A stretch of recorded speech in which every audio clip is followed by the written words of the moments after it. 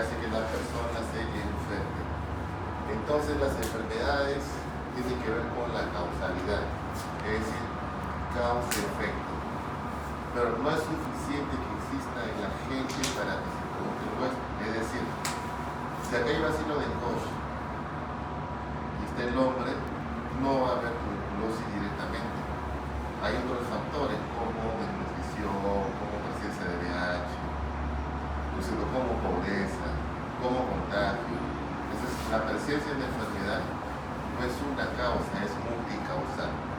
Entonces, las enfermedades no ocurren al azar, siempre ocurren en lugares donde hay mayor determinantes sociales o de riesgo. Un primer punto es esto, ¿no? Nunca ocurre al azar. Ahora, no se distribuye homogéneamente en la población, es decir, no le da a todos. ¿Quiénes se enferman? Los más pobres, los que menos alimentan, los más niños, los más ancianos, donde hay saneamiento ambiental, donde hay peores condiciones de vida, donde hay guerra, terrorismo. Entonces siempre se distribuye homogéneamente. Por eso nosotros usamos, siempre ponemos en tiempo, espacio y persona, ¿no? Son las tres variables que utilizamos para poner distribución: tiempo, espacio y persona. Y estos factores, que son multifactorial, hacen que se presente la enfermedad. ¿Okay? Esta es una pregunta de examen, ¿no? El examen parcial. Y está relacionado con los criterios de causalidad. ¿Se acuerdan que vimos en la clase 4? Causalidad, que hay 10 criterios. Ahí están los criterios como temporalidad, como consistencia de la observación, especificidad, plausibilidad biológica, entre otros. Entonces, la enfermedad no es al azar, depende de muchos factores, se distribuye heterogéneamente, o sea que son muchos factores. Pregunta examen. Entonces, esto tiene que ver con que es un tema dinámico de la causa de efecto, ¿no?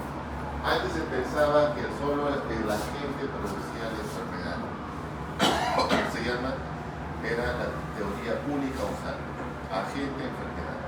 Ahora se habla que son multicausalidad. Ese determinismo tiene que ver con el agente más otros factores que están asociados a que produzca la enfermedad. Y para eso hay dos herramientas que se usan: la teoría epidemiológica, ¿okay? Y hay otro que se llama los modelos de causas componentes. ¿Se acuerdan? Causa suficiente, causa no suficiente, que era el capítulo 4. Hay algunas causas, como la radiación, por ejemplo, que basta que haya radiación para que el hombre se enferme, porque tiene un componente suficiente. En cambio, un agente es importante, pero no suficiente para la enfermedad. Entonces, esos dos modelos tienen que ver con determinar las causas. Y dijimos que para ver causas, causa-efecto o efecto-causa, usamos dos estudios, ¿se acuerdan? Corte y caso control, ¿se acuerdan? Que son el OR y el RR. Entonces, la teoría epidemiológica es importante. Ya ustedes saben, algo nuevo es esto, ¿no? Efecto. En algunas enfermedades como las metacénicas, donde el huésped enfermo contagia o la gente ingresa al huésped, es un vector. Zika, dengue, chikungunya, España, Chagas, enfermedad de Carrión, es un vector para que la gente pueda ingresar al huésped sano. Entonces, el vector se compone de un elemento importante que ya no sería un triángulo, sería como un tetraedro, ¿no? Que le da mayor profundidad para poder identificar que este elemento es importante en la transmisión de enfermedad.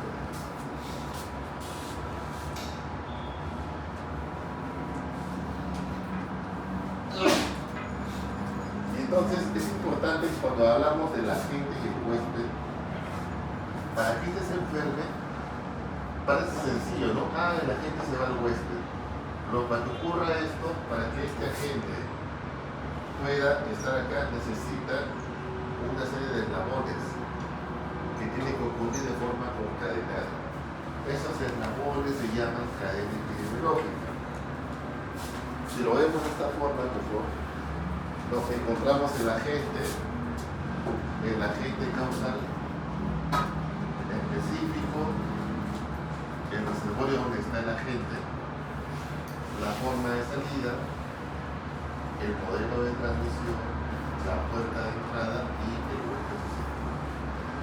Estos 6 pasos son importantes, lo vamos a ver con mayor detalle en la unidad número 4, pero esto con la triada y la causalidad se relaciona con lo que es la epidemiología y la presencia de enfermedades. Ahora, hoy ya vamos a hablar acerca de una herramienta que se llama Historia Natural de la Enfermedad. Esta herramienta fue elaborada por Roman y Clark de la Universidad de Harvard y de Columbia. Hicieron un libro que se llama Medicina Preventiva para los médicos y sus ¿Y de qué se trata esto? De que muchas veces lo que se hizo fue recopilar información para ver qué pasa cuando una persona se enferma y de que se enferma, qué pasa si no hacemos nada. Hay 3 opciones, ¿no es cierto? O se muere, o se cura, o queda con secuelas. Si no hacemos nada, va por el esto.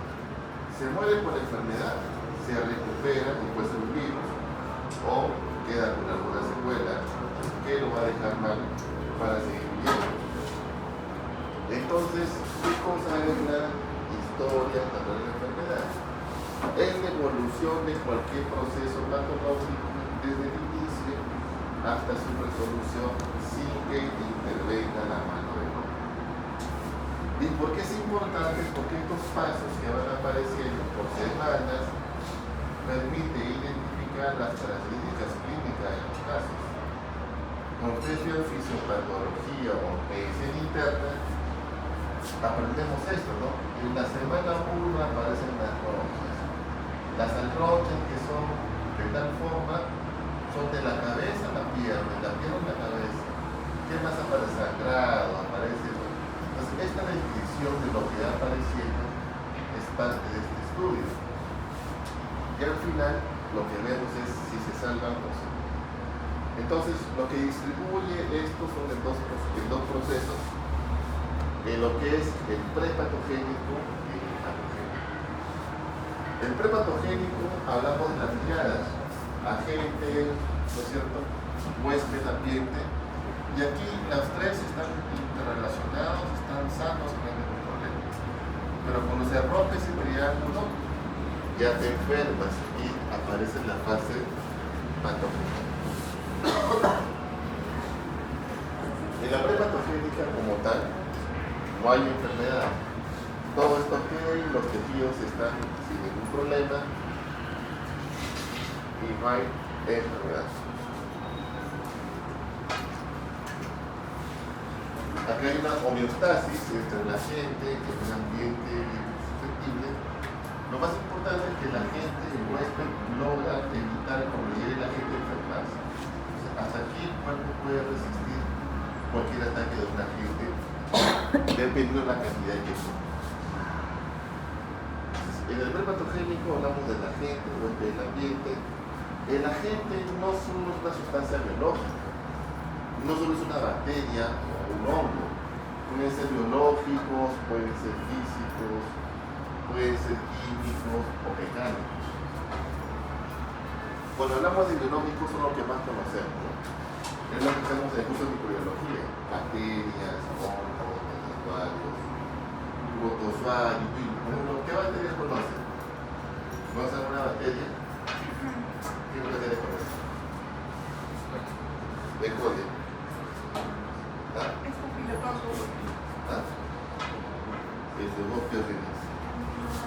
Campylobacter. Yune, ya.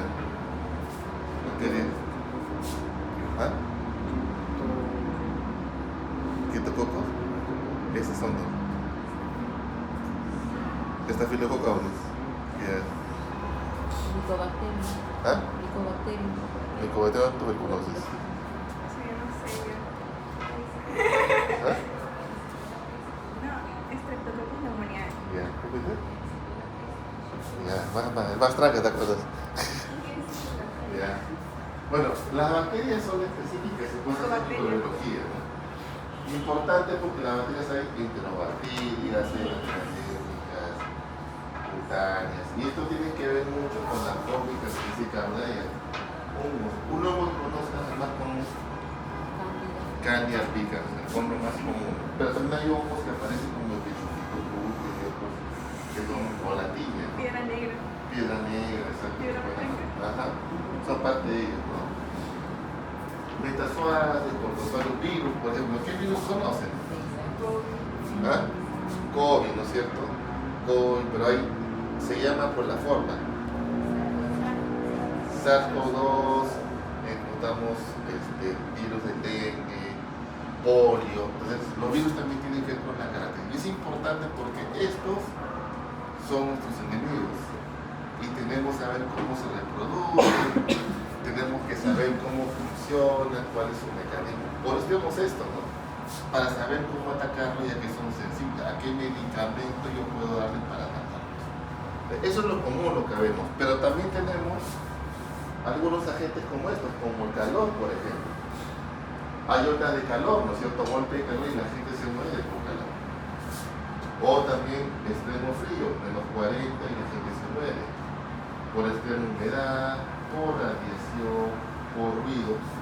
Son contaminantes ambientales que producen también agentes físicos que producen daño. Por ejemplo, ¿qué pasaría con ruido intenso? La neuronas timpánicas se dañan y te quedas sordo.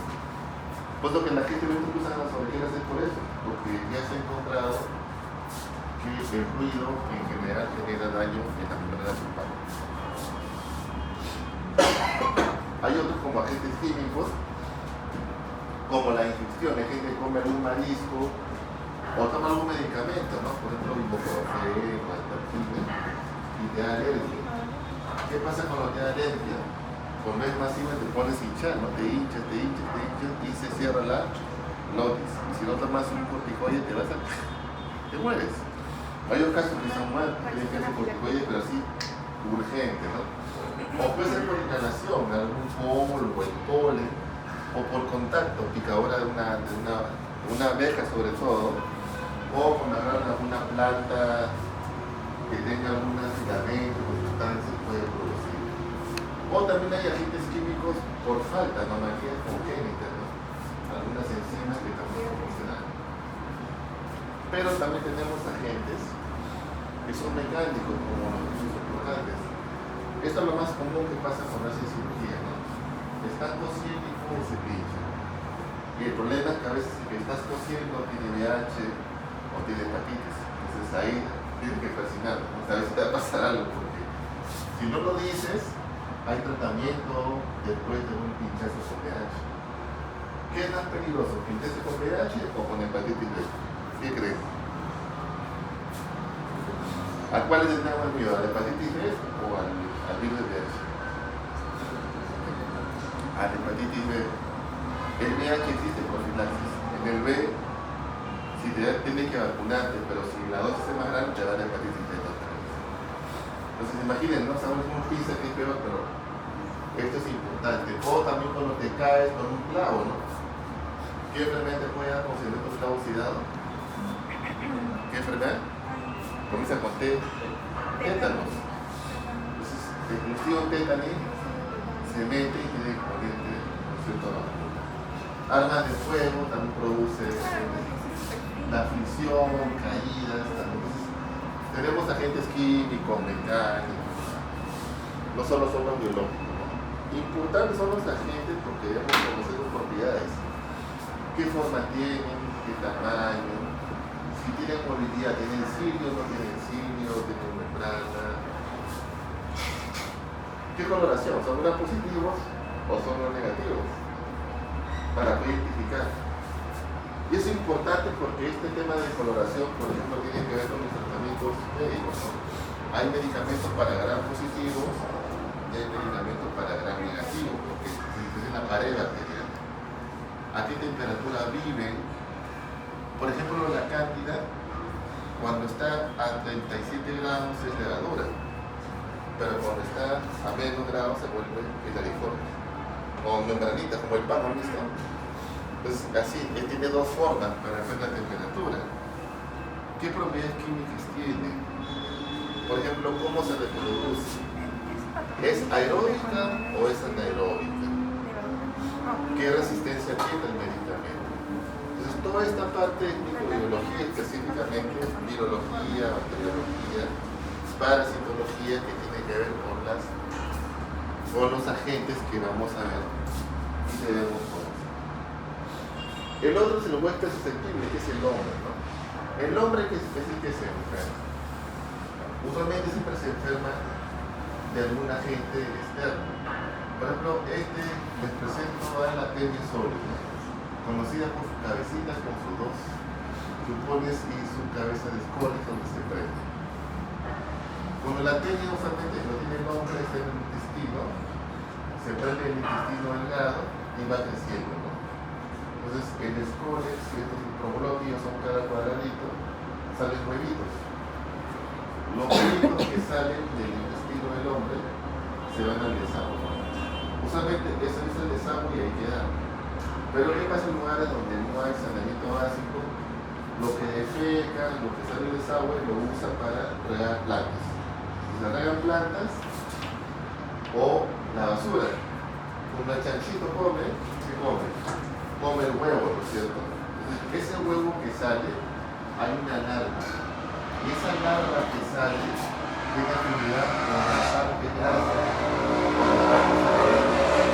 Entonces, esta larvita sale y se mete al cerebro y se mete a la grasa. Entonces, como el chancho crece y se muere y lo cortan, podemos comer chicharrón, ¿no es cierto? Cuando comemos chicharrón, esta larva que está acá ingresa al estómago y una vez que ingresa se convierte en tenia. Entonces hay gente que dice, ¿han escuchado el cisticerco? Hay gente que dice cuando come chicharrón o carne te da cisticerco. Eso es mentira. ¿Por qué? Porque este gusano, este tenia, tiene dos fases. Un huésped intermediario y un huésped definitivo. Entonces, si el hombre cuando bote el huevo y se lava las manos y luego come su pan con palta, ¿qué está comiendo? Pan con palta más huevo, ¿cierto? Entonces, este gusano que debe pasar acá, como se confunde por la fase, piensa que es el cerdo, entonces ¿qué va? Se mete al cerebro. Cisticercosis. O cuando el hombre come una lechuga mal lavada, hace la fase intermediaria. Entonces, el cisticerco es una fase intermediaria de la enfermedad. O sea, comer carne de cerdo no te va a producir cisticercosis. Entonces, es importante porque esto en parasitología tiene que ver mucho con el tema de cómo prevenir. Hay algunos gusanos que cuando ingresan no se van al estómago, se van al pulmón. Es lo que llaman el ciclo del horno, como el ECAC, el estómago renal, el estrofiloides, o el ECAC, son los que producen la enfermedad. Entonces, eso es importante que también conozcan. Y el otro es, el huésped también es importante porque tenemos que ver cuál es la característica. ¿Qué edad tiene? ¿Qué sexo? ¿Qué raza? ¿Qué factores genéticos, psicológicos, ocupación, estado civil? Hábitos y costumbres que tengan las personas, susceptibilidad. O sea, esto es lo que es el hombre. Y si tiene algunos de estos problemas, probablemente la gente lo puede atacar y va a poder identificar a quién atacar. Es lo que pasaba en la pandemia, ¿no? Hombres, adultos mayores, con enfermedades previas, era lo que se morían, porque estaban con predisposición. Había factores psicológicos que han afectado a las personas, el encerramiento, entre otros. El otro es el medio ambiente, la otra componente es el medio ambiente, ¿no? Ese medio ambiente es importante porque tiene que ver con los aspectos físicos, el clima, la parte geográfica, las partes socioeconómicas, donde viven, cómo es el acceso a la salud, la existencia de vectores en climas, donde ya hay cambio climático, cada vez ya no hay cordillera, al haber menos cordillera, se vuelve más caliente y al haber más calentura, la temperatura se eleva y los mosquitos pueden seguir creciendo a zonas más amplias para internet. Entonces, acá hay una pregunta de examen que es factor de riesgo. Entonces, ¿qué es un factor de riesgo? Es todo factor que puede producir la enfermedad antes de enfermarse, es decir, en el periodo prepatogénico. Por ejemplo, para que se produzca diabetes, debe haber algunos factores que solo no son, sino que es el conjunto de factores, como fumar, como tomar, no hacer ejercicio, es un estímulo para producir un problema en la secreción de insulina y producir diabetes. Entonces, el factor de riesgo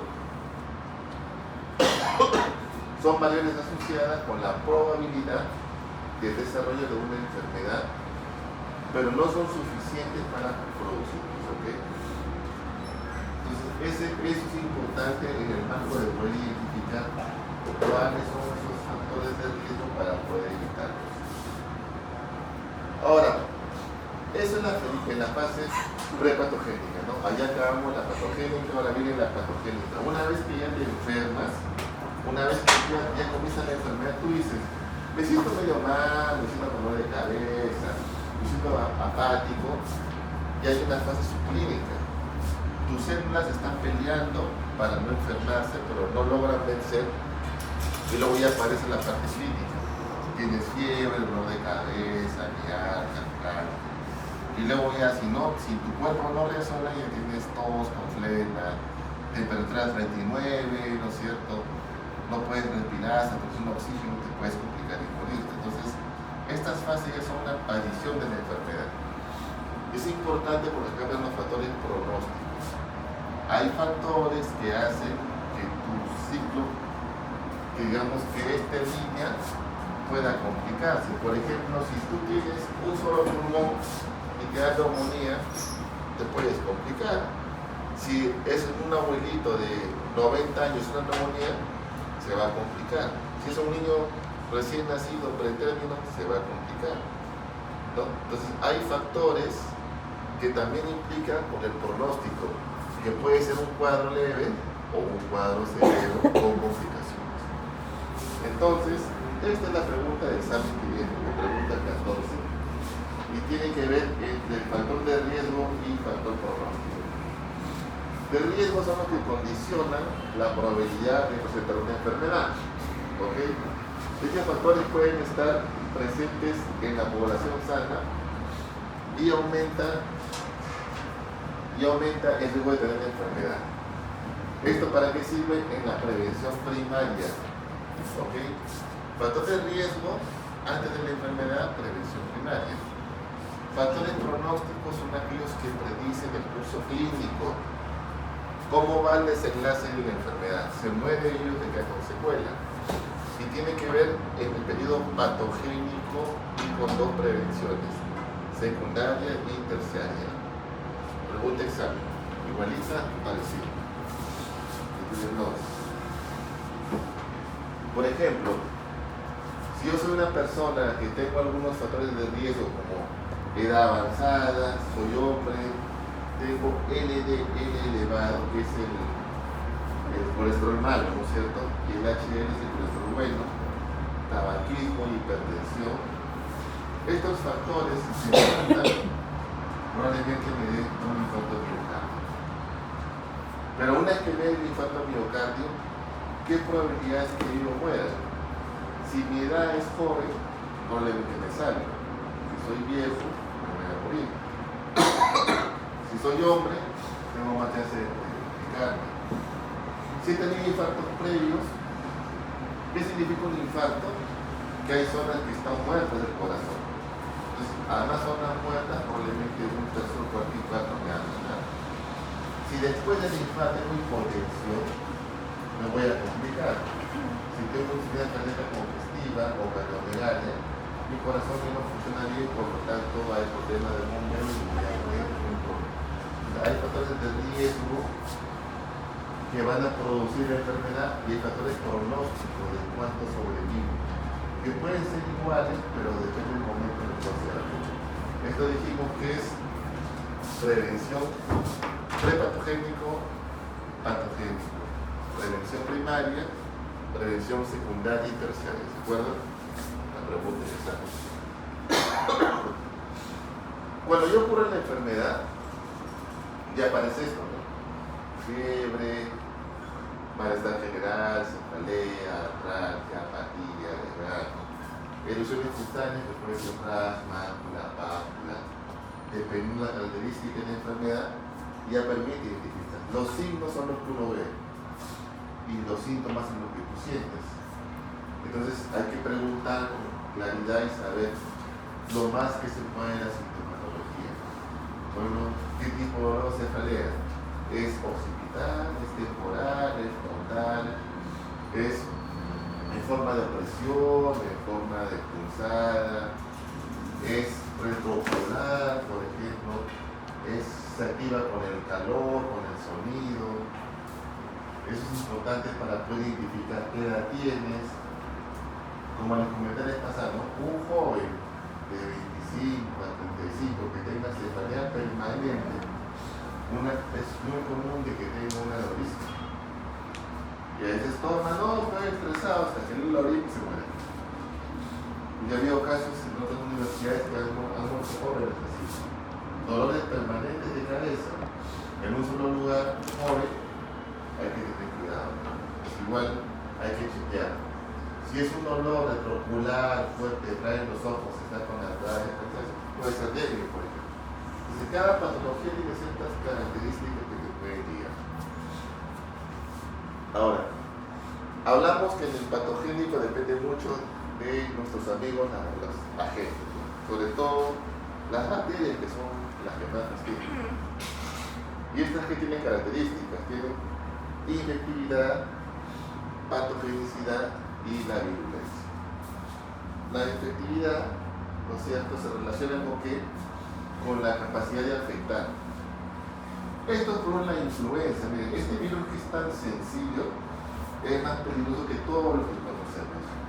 Tiene dos partículas, la hemaglutinina y la neuraminasa. La hemaglutinina, que es como la H,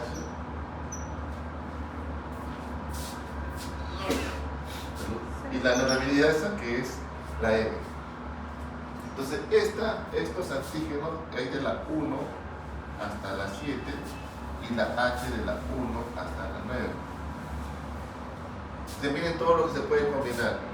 H1N1, ¿no es cierto? H3N5, H3N7. Entonces, cada vez que se forma uno nuevo de estas combinaciones, se convierte en una nueva bacteria, en un nuevo virus. Por lo tanto, la siguiente pandemia, lo más probable es que sea de influenza. En este caso hablamos de influenza aviar, que ya está pasando en animales, ya no solamente son las aves, ya ha habido mamíferos, ha habido caballos, hay vacas en Estados Unidos que se han enfermado. Falta así de poquito para que las vacas puedan contagiar a los hombres, y cuando eso ocurra y se adapte, va a aparecer una pandemia como el COVID. ¿Qué va a pasar? Lo mismo que ha pasado, la gente se va a morir, hay que esperar que la gente se infecte, hay que ver si va a haber nuevamente otra vez encerramiento o no, si la gente va a aceptar. Va a ser muy parecido a lo que tuvieron las pandemias. ¿Cuándo va a ocurrir esto? No se sabe exactamente si en años, en siglos, no, pero la idea es que ya está ocurriendo esto, ¿no?, en Estados Unidos. El otro tema es acerca de la patogenicidad. Y esta tiene que ver con las características de la gente. Por ejemplo, la bacteria tiene ureasa, tiene catalasa, tiene flagelos, liposacáridos, proteínas. Estas producen patogenicidad. Y estas se relacionan con ¿qué? Con la tasa de ataque, ¿se acuerdan? Tasa de ataque, patogenicidad. ¿A cuántas personas susceptibles pueden enfermar?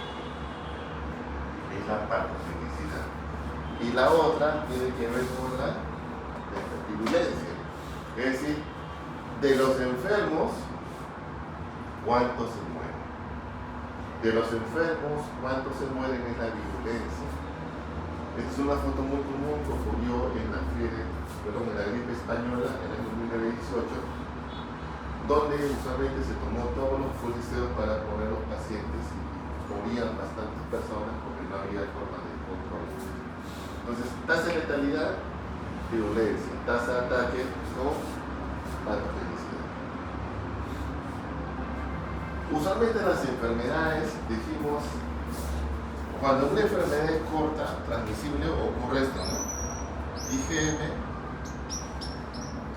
los primeros 7 días, que es la inmunoglobulina de respuesta, y luego hay la otra inmunoglobulina de memoria, ¿no? Que se llama IgG. Esto a los 14 días. Usualmente en 14 días la persona se va a enfermar, tiene fiebre, está mal, pero luego ya comienza a mejorar y el día 14 se recupera y ya queda sano con una memoria para poder contrarrestar otro ataque. En una enfermedad transmisible, este periodo de incubación de la enfermedad es corta, ¿no? Es 1 a 2 días. Antes de enfermarse hay un periodo de incubación. Se llama periodo de incubación. Para enfermedades crónicas como diabetes, hipertensión, esto no ocurre en 2 días, ocurre en años. Mucho tiempo para una persona diabética, nuestros días son mucho tiempo. Entonces, cuando son enfermedades crónicas, este periodo de incubación ya no se llama incubación, se llama periodo de latencia. Es un periodo largo que tiene que ver con el desgaste de la respuesta del huésped para poder enfermarse. Entonces, recuerden que es la diferencia. Enfermedad crónica, periodo de latencia. Enfermedad transmisible, periodo de incubación. ¿Sí? ¿Por qué las personas con enfermedades crónicas es más largo? O sea, Claro, es una diabetes, por ejemplo, o una hipertensión, o una osteoporosis. Uno se debe enfermar. Por ejemplo, a ver, ya tengo problemas de sobrepeso. Yo sé que estoy mal y no me curo. No ejercicio, puede enfermar. Luego tener síndrome metabólico. Estás con la glucosa alta. Ya, sí, pero ya, dejo de comer. Pero ¿qué pasa? Con el tiempo mi cuerpo igual se va a desgastar. El tiempo va pasando y un momento en que la insulina ya no funciona. Y cuando ya tengo diabetes, pero yo tenía ese tiempo. A los 30 tenía diagnosticado un problema de glucosa alta. Por recién a los 50 me diagnostican diabetes. Pasó mucho tiempo, ¿no es cierto? Porque es un desgaste en la respuesta del organismo. En cambio, esta es una enfermedad transmisible, es un agente que está en tu cuerpo. O sea, acá el cuerpo responde más rápido. O sea, esto es un agente externo, en cambio la enfermedad crónica es un desgaste del cuerpo. Es una respuesta más larga. Puede ser más corta, pero nunca va a ser tan pequeña como esta. Usualmente todos los que son problemas de cáncer, diabetes, hipertensión, son muy largas. Ahora, ¿qué tan largas es? Depende de la parte genética, depende de la alimentación, depende de que diagnostiques tempranamente. Entonces ahí hay variantes que pueden encontrar. Entonces en general, tenemos 2 periodos, ¿no es cierto? El prepatogénico y el patogénico, ¿correcto? En el prepatogénico está la triada, el agente o el ambiente que está ok. Cuando esto se rompe, ¿qué aparece? Aparece en los primeros síntomas, hablamos de el periodo prepatogénico, la fase subclínica, donde hay alteración tisular y cuando ya aparece la enfermedad, signos y síntomas, aparece el horizonte clínico. Está dolor de cabeza, cefalea, náuseas, vómitos, entre otros, la enfermedad propiamente dicho, la incapacidad que produce la enfermedad, el estado crónico, la invalidez y la... Entonces, como existe este periodo, existen también los niveles de prevención, que son medidas que se usan para evitar que la enfermedad aparezca o si aparece se reduzca el daño. Es decir, no solo debemos esperar que se enferme la persona para curarla, no debemos esperar que no se enferme para que no se cure. Entonces, hay 3 niveles de prevención: primaria, secundaria y terciaria. Ya dijimos, ¿no? En el prepatogénico está la primaria y en el patogénico está la secundaria y la terciaria. y pregunta el examen, ¿no es cierto? Primaria, prepatogénico, secundaria y terciaria, patogénico. La primaria se relaciona con el tema de evitar la enfermedad, ¿no? Hay que limitar la incidencia de casos, que no haya tantos casos, que no haya factores que produzcan la enfermedad. Por ejemplo, si tengo un carro que bota humo permanentemente, ¿qué puedo hacer yo para evitar que el humo no ocurra? ¿Qué se hace en el país, por ejemplo? ¿Qué hacemos ahora con los carros? ¿Qué tiene que pasar? Revisión técnica. Es obligatorio cada año. Si tú no pasas, te ponen multa. Entonces, eso detecta los gases que producen daño en la salud. Entonces, es una forma de evitar que estos gases se produzcan. Entonces, la revisión técnica es una forma estratégica de evitar la producción de gases tóxicos, por ejemplo. O puede ser mantenimiento de carros nuevos, flotas nuevas para evitar este tema. Entonces, en la prevención primaria tengo dos objetivos. Promoción de la salud, que es comunicar, lávate las manos, bañate, come bien, lávate la boca, usa preservativo, no sé qué. Y el otro es prevención de las enfermedades. ¿Cómo las previenes? Con vacunación, por ejemplo. Entonces, prevención es vacunarse, usar preservativo, y promoción es comunicación de riesgo. Son dos cosas importantes que permiten enfermarte. La idea es que no te enfermes. ¿Ok? Limitar el exceso de enfermedad. Pero si ya te enfermaste, si ya dio la enfermedad, lo otro es detectarlo lo más temprano posible. ¿Y por qué es importante eso? Porque se acuerdan cuando hablamos la vez pasada, usualmente siempre es sano, ¿no? Estos son los sanos, ¿ok? Y estos son los enfermos. Pero acá hay un cruce de estos. Estos son los enfermos que parecen sanos. O sea, están entre comillas sanos, pero están enfermos. Entonces, ¿cómo lo detecto a estas personas? Justamente con esto, ¿no? Prevención primaria. Por ejemplo, si aquí encuentro personas que están sanas, caminando, mujeres que tienen un problema, ya tienen cáncer de cuello uterino. ¿Cómo detecto un problema de cuello uterino en una mujer? ¿Qué prueba se hace? Papa Nicolau, ¿no es cierto? Si yo hago un PAP, una prueba tan sencilla, yo puedo detectar tempranamente acá. Cuando estás acá, ya tienes segundo grado, tienes metástasis, estás mal.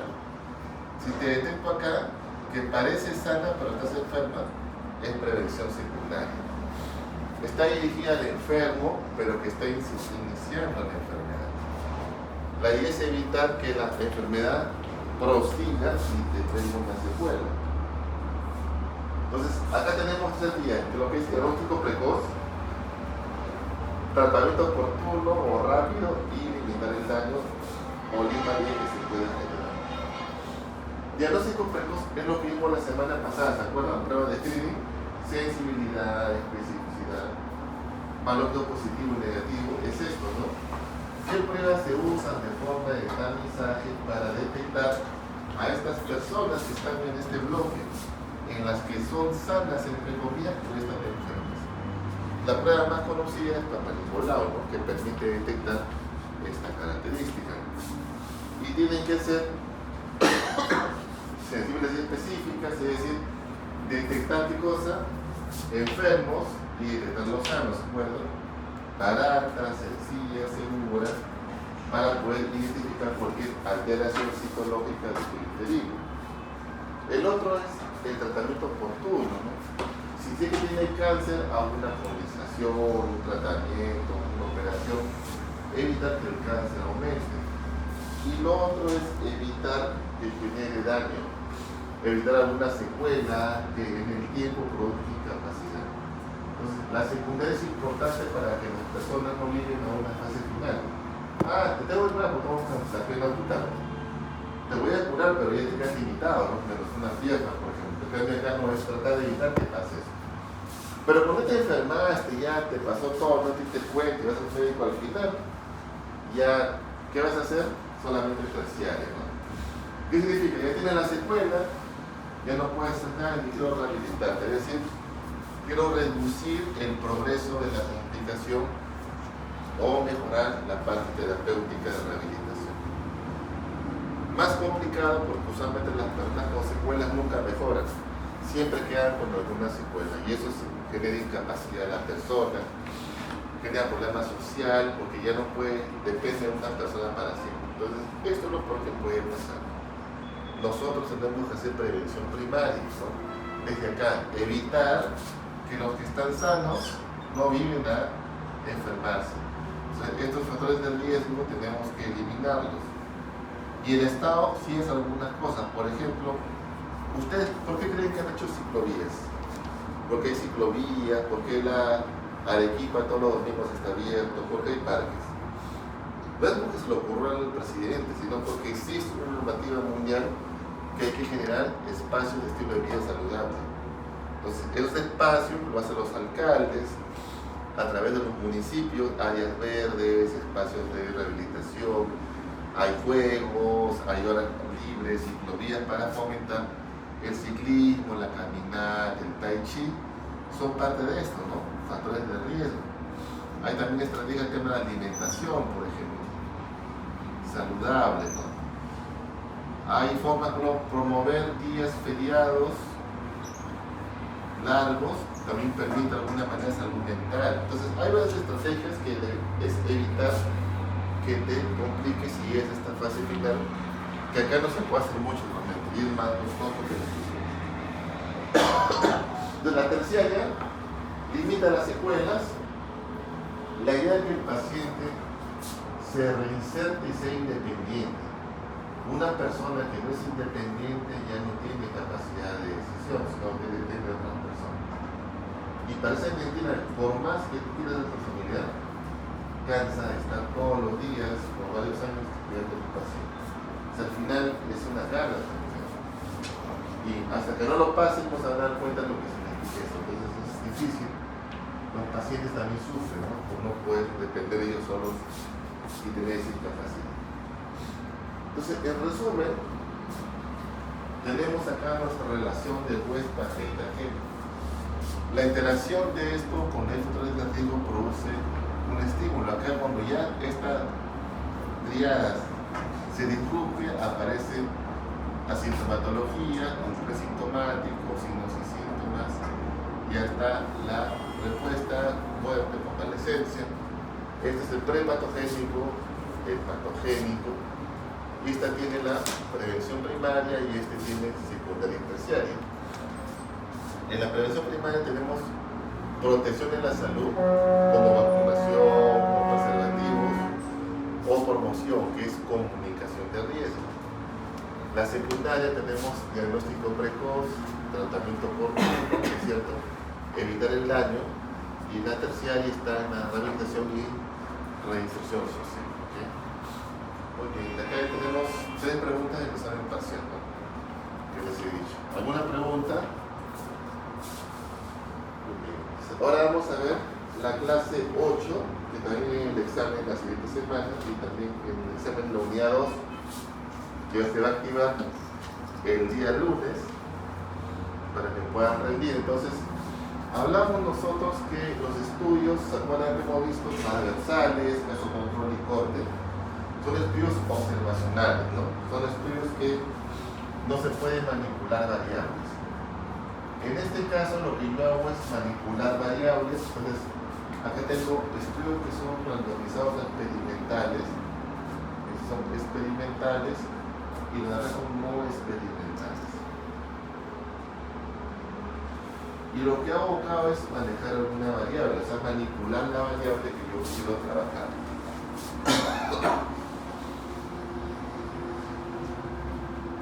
Para entender un poco el tema del estudio experimental, usualmente se usa esto para estudios de medicamentos, que es lo más común, ¿no? Para ver si funcionan o no funcionan. A ver si pinta esto también. ¿Esto qué es? A ver, así que adivina. ¿Qué parece? Es un hueso, ¿verdad? Es un hueso de una mujer posmenopáusica. ¿Qué pasa con la mujer posmenopáusica? El hueso tiene calcio. Bueno, la mujer ya tiene posmenopausia, tiene menos estrógenos. ¿Eso qué permite? Que haya pérdida de calcio. El calcio sale del hueso, ¿no es cierto? Si sale, ¿qué pasa con el hueso?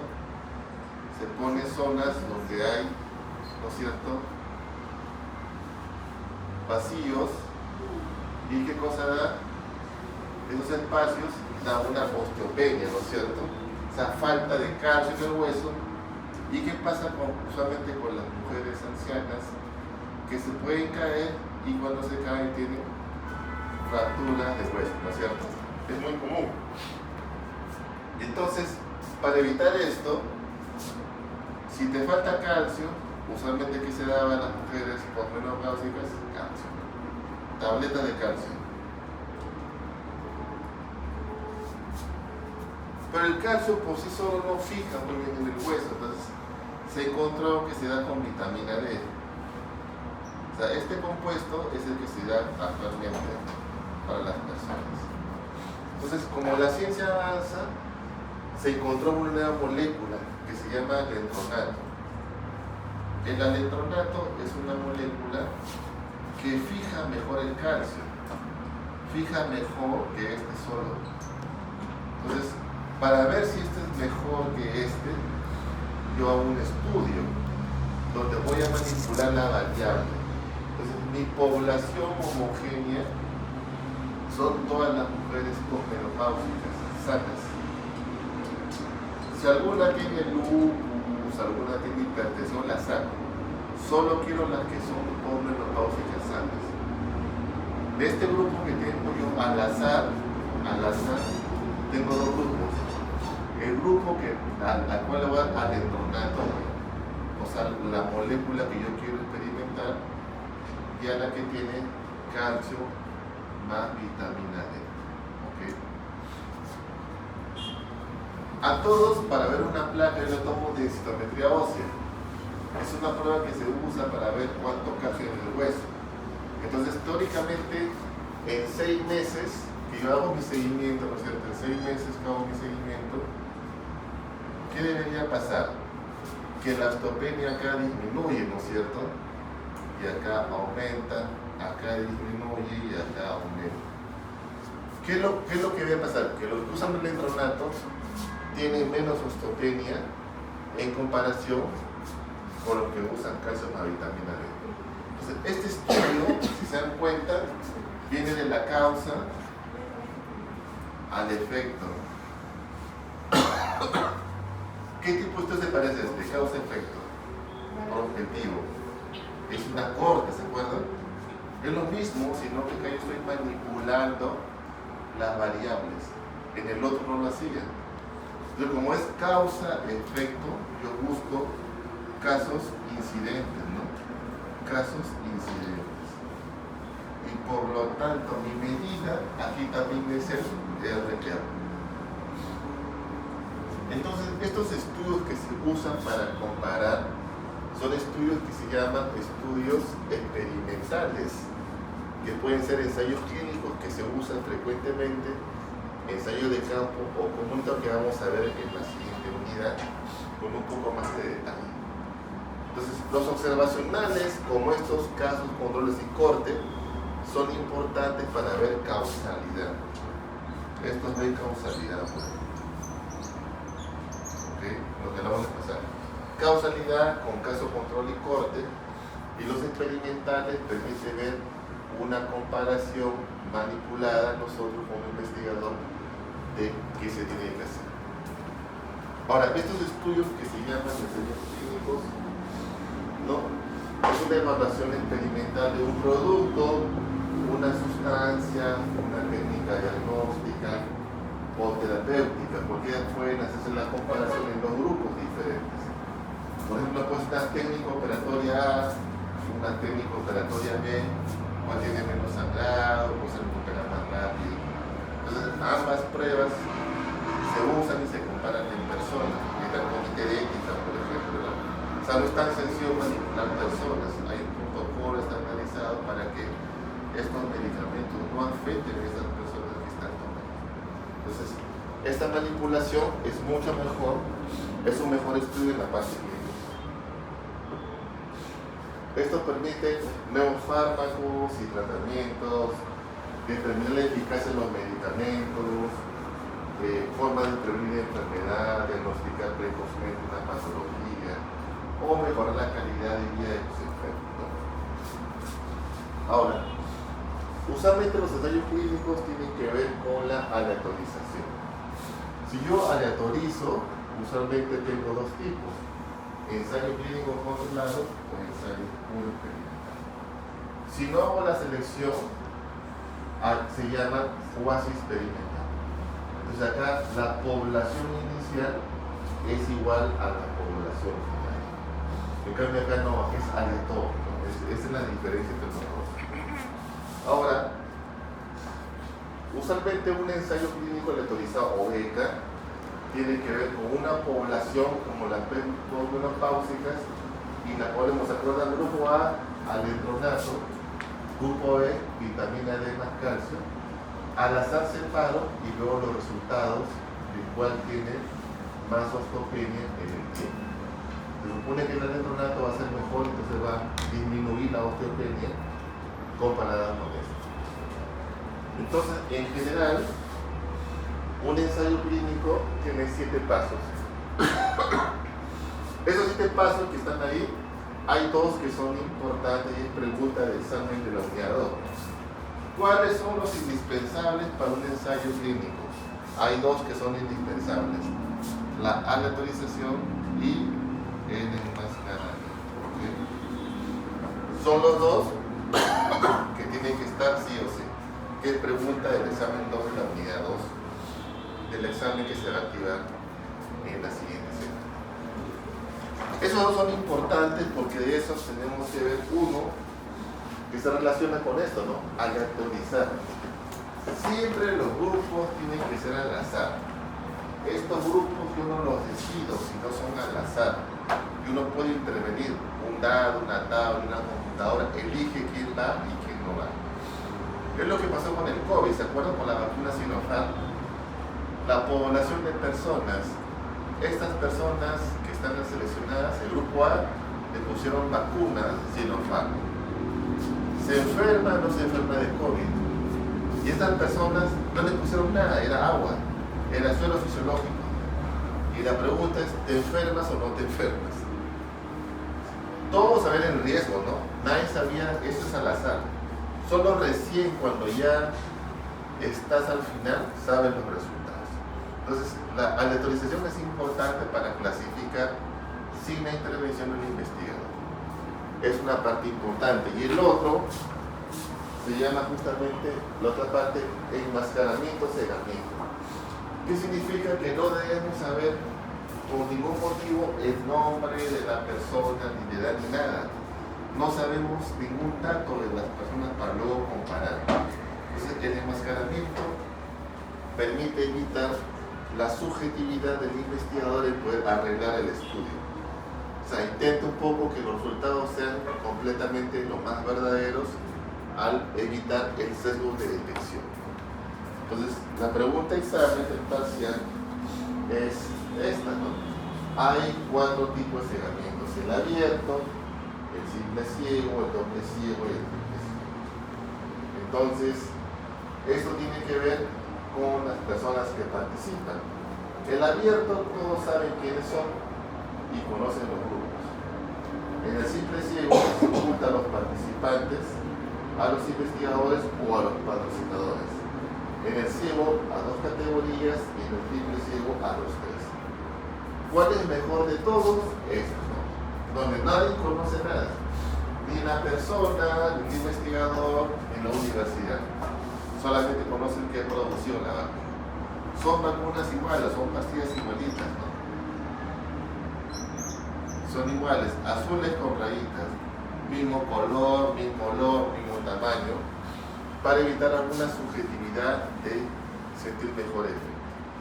Entonces, el ciego triple es el mejor porque nadie sabe cuáles son los resultados hasta el final, cuando ya se abren los sobres y se ve quién es de este grupo o quién es de este grupo, para poder hacer la de evaluación numérica. ¿Ok?